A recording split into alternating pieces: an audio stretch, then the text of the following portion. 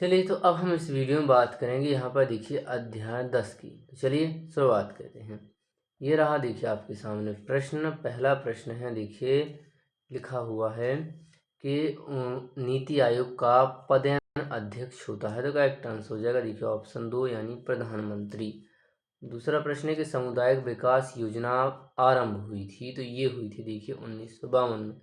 तीसरा प्रश्न है, द्वितीय पंचवैसी योजनाकार कौन थे, तो इस योजना के जो योजनाकार थे वो देखिए थे पीसी महालनोबिस। चौथा प्रश्न है, वर्तमान में नीति आयोग के अध्यक्ष कौन है, तो नीति आयोग के अध्यक्ष होते हैं प्रधानमंत्री, और वर्तमान में प्रधानमंत्री कौन है, देखिए नरेंद्र मोदी। बात करेंगे पांचवें प्रश्न की कि भारत में हरित क्रांति के जन्मदाता हैं, करेक्ट आंसर हो जाएगा ये है देखिए यहाँ पर नॉर्मल ई बोरलॉग। छठा प्रश्न है, भारत में कौन से राज्य हरित क्रांति से सर्वाधिक लाभान्वित हुए हैं, तो करेक्ट आंसर हो जाएगा ये है देखिए यहाँ पर पंजाब, हरियाणा, पश्चिमी उत्तर प्रदेश। सातवां प्रश्न है कि भारत में नियोजित अर्थव्यवस्था आधारित है, तो ये देखिए आधारित है यहाँ पर मिश्रित अर्थव्यवस्था पर। बात करेंगे आठवां प्रश्न के बॉम्बे प्लान के बारे में निम्नलिखित में से कौन सा बयान सही नहीं है, तो जो बयान दिया गया है देखिए सही नहीं है। करेक्ट आंसर हो जाएगा यहाँ पर दूसरा, इसमें उद्योगों के ऊपर राज्य के स्वामित्व का समर्थन किया गया था। नवा प्रश्न है, भारत में शुरुआती दौर में विकास की जो नीति अपनाई गई उसमें निम्नलिखित में से कौन सा विचार शामिल नहीं था, तो करेक्ट आंसर हो जाएगा ये देखिए यहाँ पर उदारीकरण उसमें शामिल नहीं था। अगला प्रश्न देखिए 10वां कि भारत में नियोजित अर्थव्यवस्था को चलाने का विचार ग्रहण किया गया था, करेक्ट आंसर हो जाएगा यहाँ पर जो विकल्प है जब भी देखिए उपरोक्त तो सभी रहे तो वही आपको लगाना है, इस पर ज़्यादा गौर नहीं करना है। हम जब आपसे 1 शॉर्ट वीडियो लाएंगे तब इसकी बात करेंगे। चलिए बात करेंगे रिक्त स्थानों की। पहला प्रश्न है 1946 में केसी नियोगी की अध्यक्षता में गठित योजना सलाहकार बोर्ड की सिफारिश पर बना था, तो ये देखिए किसकी सिफारिश पर बना था, तो करेक्ट आंसर हो जाएगा यहाँ पर योजना आयोग। क्या होगा देखिए यहाँ पर करेक्ट आंसर क्या होगा, योजना आयोग। देखिए योजना आयोग क्या था, बना था। दूसरा है द्वितीय पंचवैसी योजना में किस पर बल दिया गया था, ध्यान रखेंगे उद्योगीकरण पर किस पर दिया गया था। उद्योग लिख सकते हैं आप या आप लिख सकते हैं यहाँ पर देखिए इस तरह औद्योगिकीकरण, तो वो भी क्या होगा यहाँ पर देखिए सही हो जाएगा। तो औद्योगिकरण या औद्योगिकीकरण, या आप यहाँ पर खाली उद्योग भी लिख सकते हैं, तो वो भी क्या होगा सही होगा। तीसरा प्रश्न, भारत में योजना आयोग की स्थापना कब हुई थी, ये हुई थी देखिए 1950 में, लेकिन पूरा याद कर सकते हैं आप 15 मार्च 1950 को। अगला प्रश्न है चौथा कि 12वीं पंचवार्षिक योजना जो 2012 से 2020 के दशक को किस रूप में घोषित किया गया था, तो इसे देखिए किया गया था यहाँ पर नवाचार दशक के रूप में। किसके रूप में, नवाचार दशक के रूप में। अगला प्रश्न है पांचवा कि 1965-66 में बिहार, उड़ीसा और उत्तर प्रदेश तथा राजस्थान इत्यादि में भयंकर क्या पड़ा था, तो स्पष्ट देखिए यहाँ पर भयंकर सूखा पड़ा था।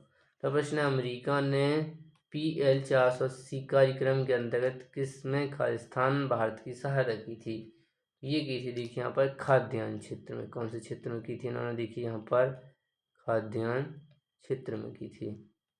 अगला है सातवां, नीति आयोग की स्थापना हुई थी, तो इसकी स्थापना हुई थी देखिए 1915, पूरा याद कर सकते हैं 1 जनवरी यहाँ पर देखिए 2015 में देखिए स्थापना हुई थी। आठवां, नीति आयोग खालिस्तान के वर्तमान उपाध्यक्ष हैं, तो ये है देखिए यहाँ पर सुमन की बेरी। और इन जो वर्तमान अध्यक्ष वाले प्रश्न है ये देखिए आपको पेपर में जाने से पहले देखिए आपको यहाँ पर चेक करना चाहिए कि वर्तमान में कौन क्या है, तो करेक्ट आंसर क्या देखिए सुमन की बेरी, तो देखिए आगे हमें सुमन भी लिखना होगा यहाँ पर इस तरह सुमन की बेरी। देखिए नौवां कि भारत में खालिस्तान अर्थव्यवस्था को अपनाया गया है, तो यहाँ पर देखिए मिश्रित को अपनाया गया है। किसको अपनाया गया है, देखिए यहाँ पर मिश्रित को अपनाया गया है। दसवां, गुजरात दुग्ध विपणन संघ का प्रसिद्ध नाम है, तो ये है देखिए यहाँ पर अमूल। क्या हो जाएगा, करेक्ट आंसर क्या हो जाएगा यहाँ पर देखिए अमूल हो जाएगा। चलिए अब हम बात करेंगे यहाँ पर देखिए सही जोड़ियों की।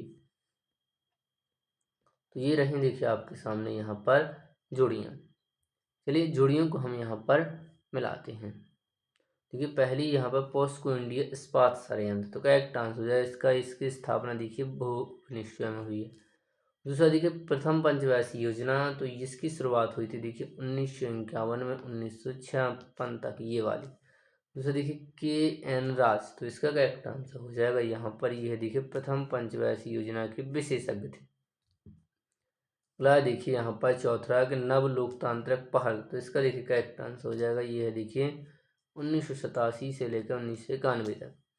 पाँचवा है योजना आयोग एवं राष्ट्रीय विकास परिषद की समाप्ति, तो ये होती देखिए 1 जनवरी 2015 को देखिए, यानी ये वाला हुआ देखिए करेक्ट आंसर।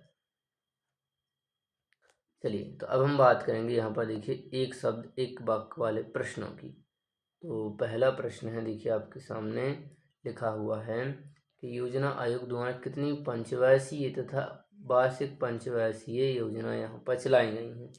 तो ध्यान देंगे यदि पंचवर्षीय योजनाएं कहें तो वो कितनी है, देखिए 12 है, तो है पंचवर्षीय योजना ये वाली। यदि कहा जाए वार्षिक योजना तो देखिए यहाँ पर जो 7 थी, देखिए यहाँ पर वार्षिक योजनाएं थी। अगला प्रश्न दूसरा कि राष्ट्रीय विकास परिषद को सर्वोत्तम मंत्रिमंडल की संख्या किसने दी थी। ये थी देखिए यहाँ पर के संथानम ने, तो आप यहाँ पर खाली याद कर सकते संथानम, बड़ा था बना हुआ। चलिए तीसरा है प्लान्ड इकोनॉमी फॉर इंडिया के लेखक कौन है। करेक्ट आंसर हो जाएगा तो यहाँ पर विश्वेश्वरैया, ये हो जाएगा देखिए यहाँ पर। अगला है चौथा इकोनॉमी ऑफ परमानेंस के लेखक कौन है, तो करेक्ट आंसर हो जाएगा यहाँ पर है JC, क्या देखिए यहाँ पर है JC कुमारप्पा, ये होगा देखिए यहाँ पर क्या होगा करेक्ट आंसर हो जाएगा। चलिए बात करें अगले प्रश्न की। पाँचवा का प्रथम पंचवर्षीय योजना किस सन में लागू हुई थी, तो ये हुई थी देखिए यहाँ पर 1951 में ये देखिए लागू हुई थी। यहाँ पर देखिए सभी इस चैप्टर से बनने वाले वस्तुनिष्ठ समाप्त होते हैं, सत्य और रह चुके हैं, तो उनको भी हम देखिए यहाँ पर कंप्लीट कर ही लेते हैं। पहला है कि आर्थिक नियोजन प्रत्येक समाज की आवश्यकता बन चुका है, तो ये देखिए यहाँ पर क्या होगा सत्य होगा।